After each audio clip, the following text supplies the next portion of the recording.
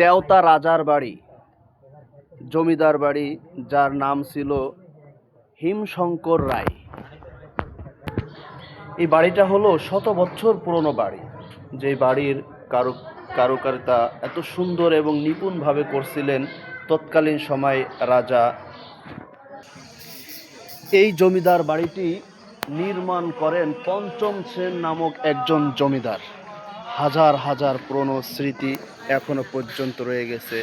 মানুষের ঢল নেমে যায় ঈদের সময় আসলেই। দেখা যায় মানিকগঞ্জের এই স্থানটি মানুষের ভিড়ে প্রচণ্ড মানুষ হয় এই জায়গা।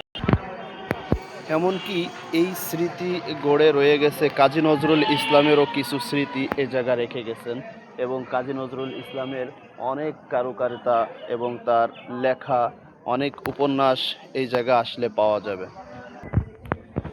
যাই হোক, সারাদিনের ঘোরার ভিতর দিয়ে অনেক মজা এবং আনন্দ লাগলো। সকলকে ধন্যবাদ।